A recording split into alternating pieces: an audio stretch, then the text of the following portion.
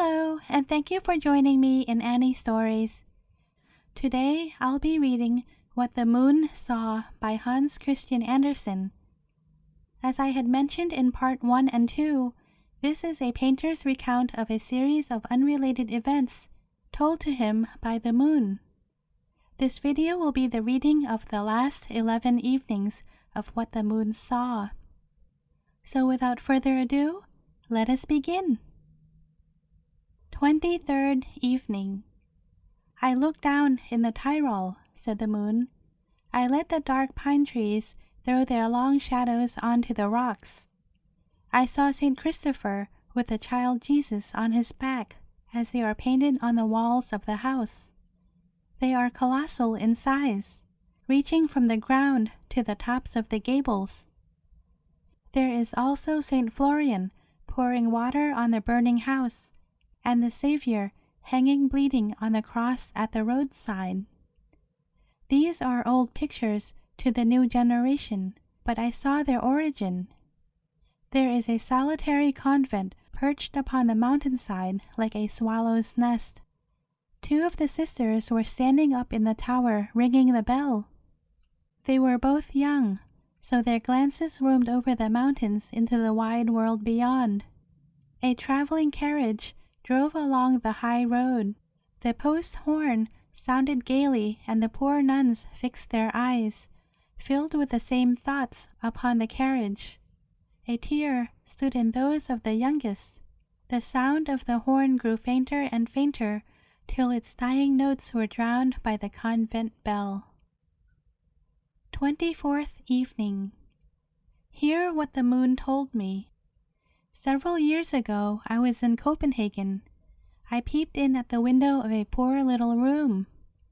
The father and mother were both asleep, but their little son was awake. I saw the flower chintz curtains stirring and the child peeped out. I thought at first that he was looking at the grandfather's clock from Bornholm. It was gaily painted in red and green, and a cuckoo sat at the top. It had heavy leaden weights, and the pendulum, with its shining brass disc, swung backwards and forwards, tick, tack. But that was not what he was looking at. No, it was his mother's spinning wheel which stood under the clock. It was the boy's dearest treasure in all the house, but he dared not touch it, or he would be rapped over the knuckles.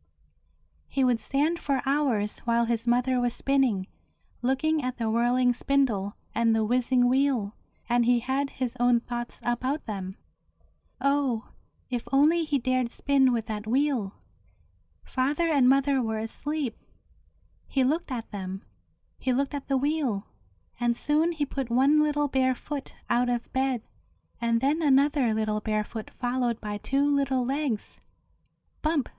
There he stood upon the floor. He turned round once more to see if father and mother were still asleep. Yes, they were fast asleep. So he went softly, very softly, in his short little shirt, to the wheel and began to spin. The cord flew off, and the wheel ran faster and faster. I kissed his yellow hair and his large blue eyes. It was a pretty picture. His mother woke just then. She put the curtain aside and looked out, and thought she saw a brownie or some other little sprite. "In heaven's name," she said, pushing her husband. He opened his eyes, rubbed them, and looked at the busy little figure.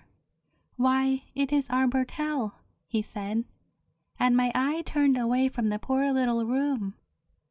My glances extend so far that at the same moment I looked in at the galleries of the Vatican where the sculptured gods stand. I flooded the Laocoon room with my light, and the marble seemed to sigh. I pressed a gentle kiss upon the bosom of the muses. They almost seemed to move. But my glance rested longest upon the great Nile group with a colossal god. He leant pensively against the Sphinx, dreamy and thoughtful, as if he was pondering on the bygone years.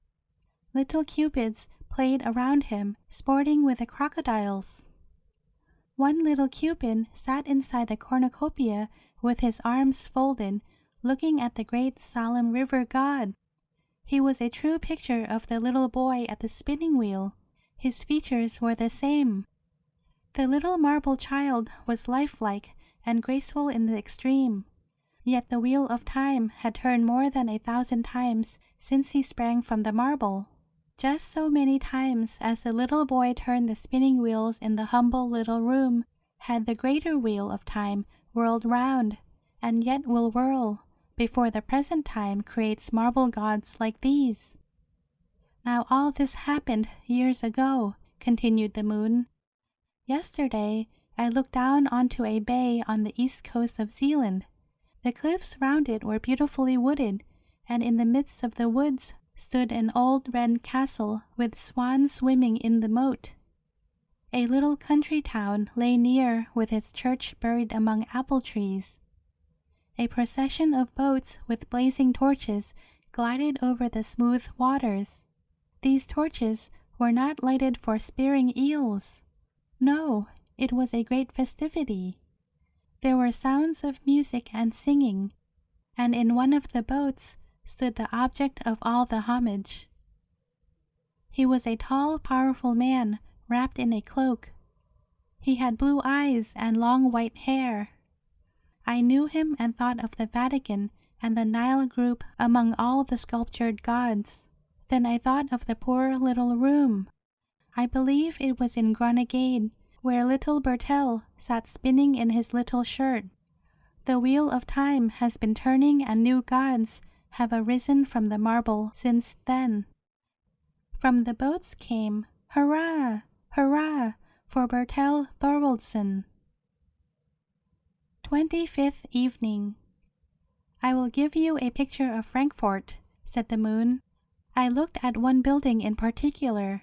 It was not Goethe's birthplace, nor the old town hall, where through the grated windows may still be seen the horns of the oxen which were roasted and given to the people at the coronation of the emperor. No, it was a burgher's house I looked at. It was painted green and quite plain. It stood at the corner of the narrow Jew's street. It was Rothschild's house. I looked in through the open door. The staircase was brightly lighted. Footmen stood there, holding burning lights in massive silver candlesticks, bending low before the old woman who was being carried down in a carrying chair. The owner of the house stood with his bare head and pressed a respectful kiss upon her hand. She was his mother. She nodded kindly to him and the footman, and they carried her into a little house in the dark, narrow street. Here she lived. Here she had borne her children. From here their fortune had blossomed forth. If she now left the little house in the mean street, perhaps their luck would leave them. This was her belief. The moon told me no more. Her visit tonight was far too short, but I thought of the old woman in the narrow, mean street. One word from her, and she might have had a palace on the banks of the Thames. One word, and she would have had a villa on the Bay of Naples. Were I to leave this humble house where the fortunes of my sons originated, their fortune might forsake them. But a superstition of such a kind, that if one knows the story and sees the picture, it only needs 2 words to understand it: a mother. 26th evening. Yesterday at daybreak, these were the moon's own words.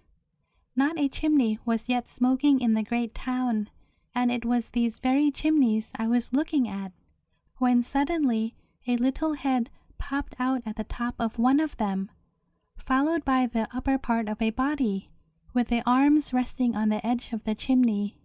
Hurrah!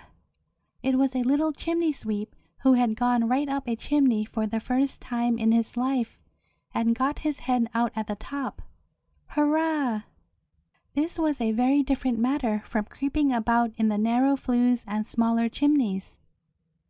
A fresh breeze met his face, and he could see right out over the town, away to the green woods beyond. The sun was just rising big and round, and it shone straight into the face which beamed with delight, although it was thoroughly smudged with soot. "Now the whole town can see me," said he, "and the moon can see me, and the sun too. Hurrah!" And he waved his brush above his head. 27th evening. "Last night I looked down upon a town in China," said the moon. "My beams illuminated the long blank walls which border the streets. Here and there you certainly find a door, but it is always tightly shut, for what does a Chinaman care about the outside world? The windows of the houses behind the walls are closely covered with jalousies. The temple was the only place whence a dim light shone through the windows. I looked in upon the gorgeous colors. The walls from floor to ceiling are covered with pictures in strong colors and rich gilding. They are representations of the labors of gods here on earth. There is an image of a god in every niche, almost hidden by gorgeous draperies and floating banners. Before each of the gods, which are all made of tin, stands a little altar with holy water, flowers, and burning wax tapers. At the upper end of the temple stands Fu, the chief of all the gods. He is draped in silk of the sacred yellow. At the foot of the altar sat a living being, a young priest. He seemed to be praying, but in the midst of his prayers to fall into a reverie. And no doubt that was a sin, for his cheeks burnt, and his head sank lower and lower. Poor Sui Hung! Was he in his dream seeing himself behind those dreary walls in a little garden of his, working at the flower beds? Perhaps a labor much dearer to him than this of tending wax tapers in the temple. Or was it his desire to sit at a richly spread table, wiping his lips between each course with tissue paper? Or was his sin so great that did he dare to express it, the heavenly powers would punish him with death? Did his thoughts venture to stray with the barbarians' ships to their home in far distant England? No, his thoughts did not fly so far afield, and yet they were as sinful as only the hot blood of youth can conceive them. Sinful, here in the temple, before the image of Fu and the other gods. I know whither his thoughts had wandered.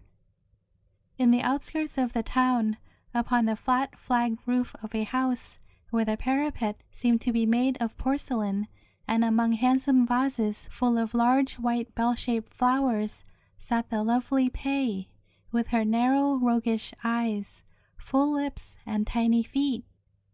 Her shoes pinched, but the pressure at her heart was far greater, and she wearily raised her delicate mottled arms in their rustling satin sleeves.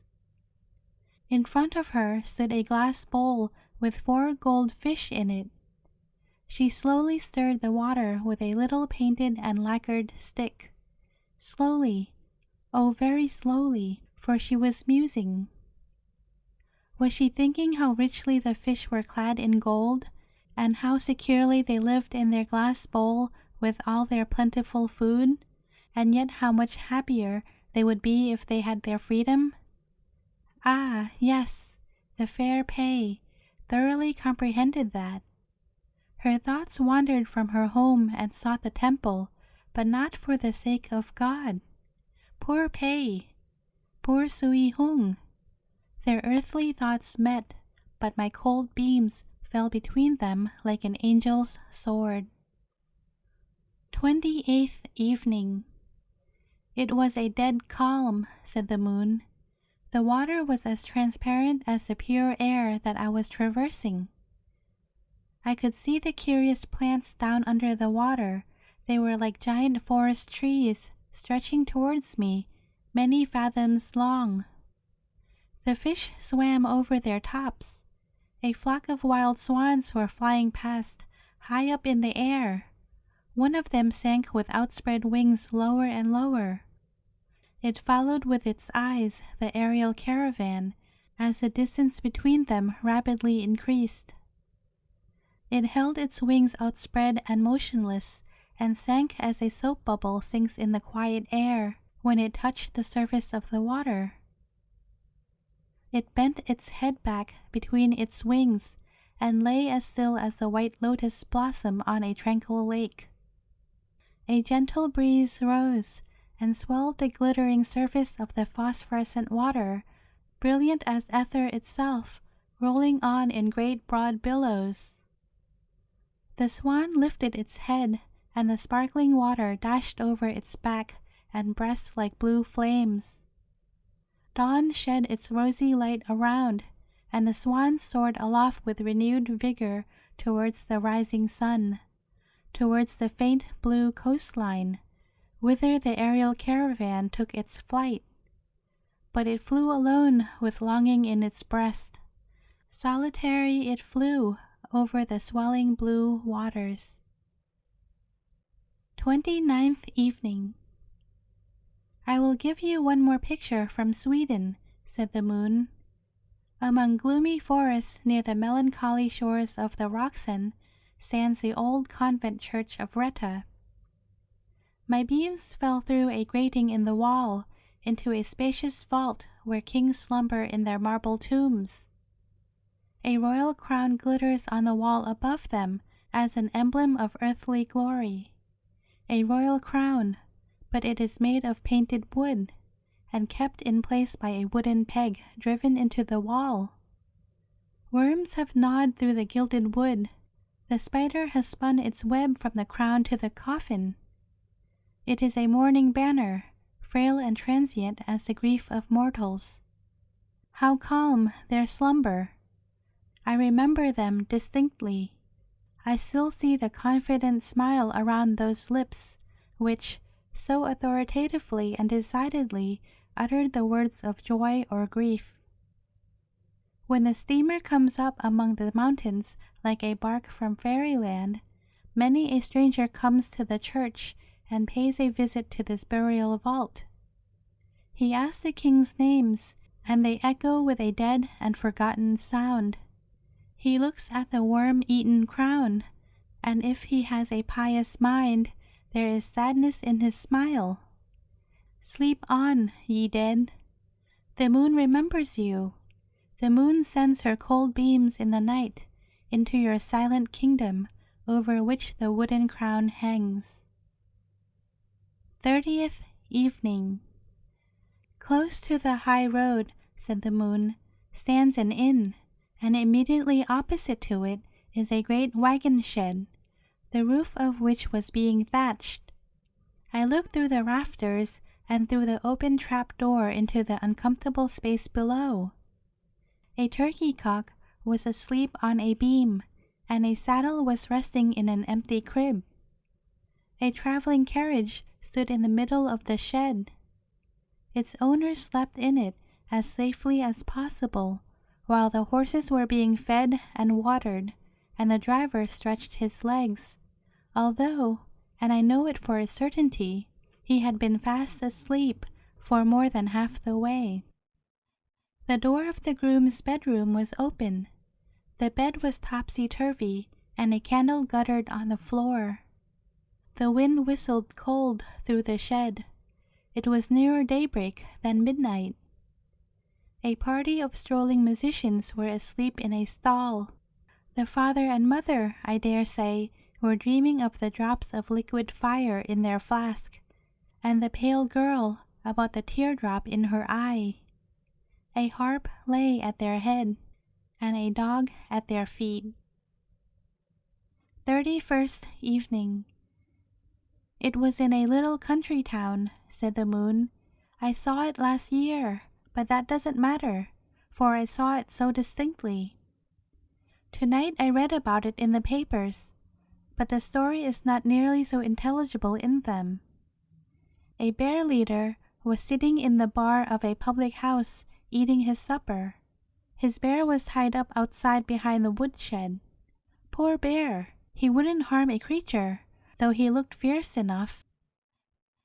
3 little children were playing in the light of my beams up in the attic. The eldest was perhaps 6 years old, the youngest not more than 2. Flop, flop, a muffled sound was heard coming up the stairs. Who could it be? The door flew open. It was the bear, Great Shaggy Bruin. He was bored by standing out there in the yard, and he had found his way upstairs. I saw it all, said the moon. The children were very much frightened when they first saw the big furry animal. They each crept into a different corner, but he found them out. He snuffed at them all, but did not hurt them. Why, it must be a great big dog, they thought, and they began to pat him. He lay down upon the floor, and the smallest boy rolled about on the top of him and played at hiding his golden locks in the bear's long black coat. Then the biggest boy got out his drum and played about it as hard as ever he could. As soon as he heard it, the bear got up on his hind legs and danced. It was a pretty sight. Each boy shouldered his gun, and the bear, of course, had to have one too, and he held it as tightly as any of them. This was indeed a rare playmate they had got, and no mistake. They marched up and down, 1, 2, 1, 2. Just then someone came to the door and opened it. It was the children's mother. You should have seen the terrible speechless agony in her ashen face, with open mouth and starting eyes. But the smallest boy nodded to her. He was ever so pleased, and cried out in his baby way, "We are only playing soldiers, mother." And then the bear leader made his appearance. 32nd evening. The wind blew strong and cold. The clouds were chasing by, and the moon only appeared now and then. I looked down upon the flying clouds from the silence of space above, said he. I can see the clouds chasing over the earth. Just lately, I was looking down into a prison, outside which stood a closed carriage. A prisoner was about to leave.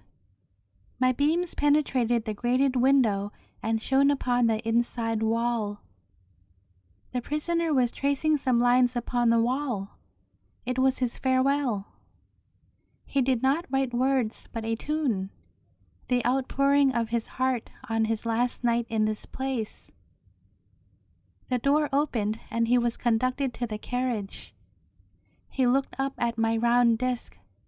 Clouds flew between us, as if he might not see my face, nor I his. He got into the carriage. The door was shut, the whip cracked, and off they went through the thick forest, where my beams could not reach. I looked in through the prison grating again, and my beams fell once more upon the wall where the melody was traced, his last farewell. Where words fail, melody may often speak, but my rays only lighted up a few isolated notes.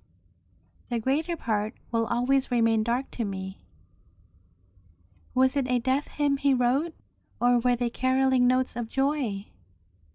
Was he driving to meet his death, or to the embrace of his beloved? The beams of the moon cannot read all that even mortals write. I look down on the flying clouds, from the silence of space above, and I see big clouds chasing across the earth. 33rd evening. I am very fond of children, said the moon.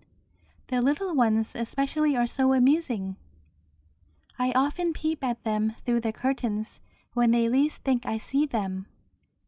It is so amusing to see them trying to dress themselves. First, a little round naked shoulder appears out of the frock, then one arm slips out. Or I see a stocking pulled off a dimpled little leg, firm and round. And then comes out a little foot made to be kissed, and I kissed it, said the moon. I must tell you what I saw tonight. I looked in at a window where the blind did not reach the bottom, for there were no opposite neighbors. I saw a whole flock of little ones, brothers and sisters.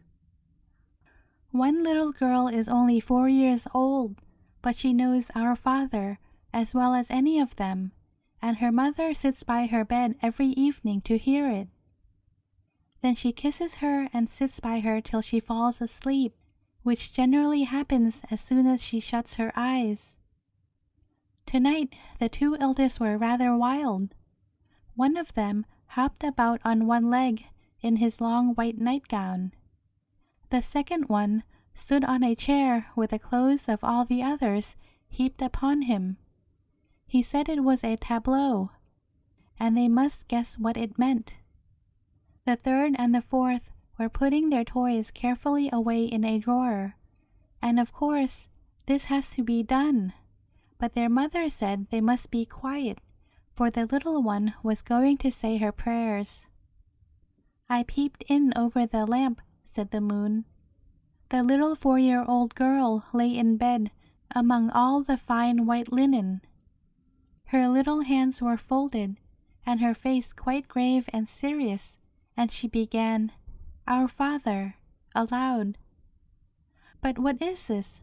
said her mother, interrupting her in the middle.